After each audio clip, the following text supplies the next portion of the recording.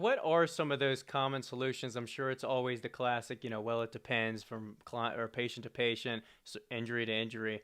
But what are some of those common strategies or treatment options that you're kind of recommending and going through with? The probably most popular one that people have heard of a lot is stem cell therapy. But one, I think it's one of those terms that people kind of throw out there and they don't really understand how it works. And then two, I feel like despite it being known for a while, it's not common practice. I feel like there might be like lingering controversy that I'm not really sure what it is with that.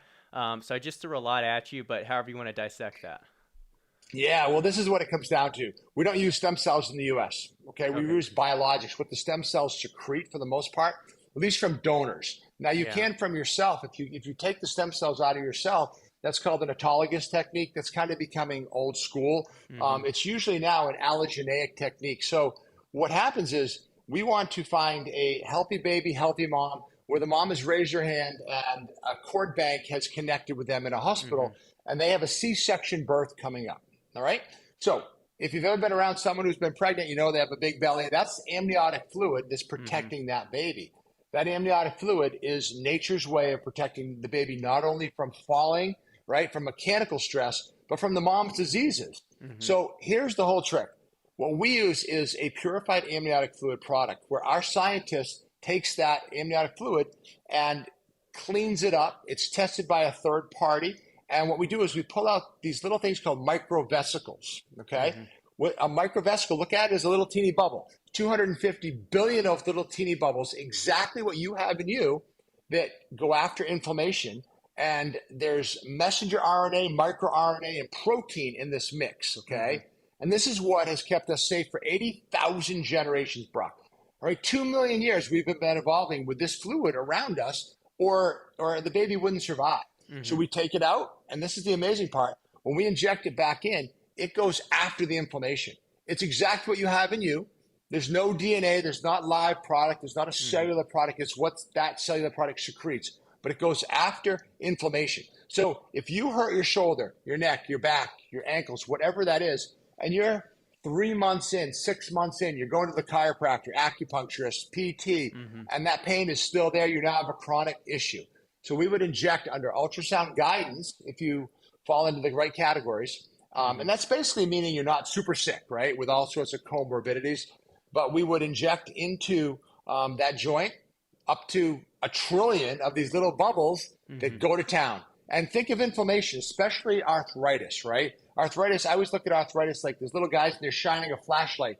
Hey, immune system, come here, Mm-hmm. okay? So if we put all this into you, what we get is about 90% of our people get 60 to 90% better in Mm-hmm. in about 6 months. Many people get changed right off the bat. My father-in-law, I love telling this story for 2 years. I said, you got to come see us. And he could barely walk. And he walked in and walked out pain-free, which Yeah. is about 15%. But most of the time, we work with a lot of athletes, a lot of hikers, a lot of skiers. They're happy with what we do. And it just, you got to take care of your body afterwards in Yeah, order to heal. so it sounds like it's a instead of trying to come up with our own artificial solution to inflammation, we take something that our body, or at least that's available to a pregnant woman that's already secreting, and leverage that as kind of like a biological solution. I guess is that where some of the issue with people with using stem cells in the country is because of that kind of process? Because is that fluid pulled while the woman is still pregnant, or is it post-pregnancy, or like what's the kind of timeline with that, and is that where some of the controversy lingers with that?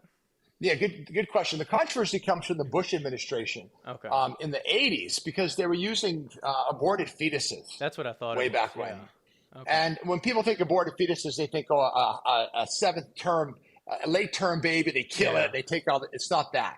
It's basically artificially creating life and then using that life, stopping it and pulling the stem cells out of it, Mm-hmm. which is unethical. It's immoral in many ways, especially Mm-hmm. to the religious right, and it's illegal. So that doesn't happen. This is a biological product that is thrown in the trash. Mm-hmm. All right, it's actually thrown away, and one amount of amniotic fluid taken out, aspirated, it's basically the same as treating 200 knees. Mm-hmm. So it's amazing how much we can get out of one healthy mom, healthy baby to help a lot of people. So is it We're pulled just kind of as the woman's being taken care of after giving birth? Yes. Okay, that's what I Yep. figured. So Okay. so nothing's happened. It's not like the baby's loving the water in there. They They drain the suck it all pool out. and Yeah. it's like no, it Yeah. doesn't. Well, that's what I figured. It was like the lingering confusion because sometimes things can get stigmatized by, you mentioned, bad administration or bad science, unethical science in the past, and then as things kind of grow and evolve and get more developed, some of those interpretations and perceptions still like linger in the public. So that definitely clears that up.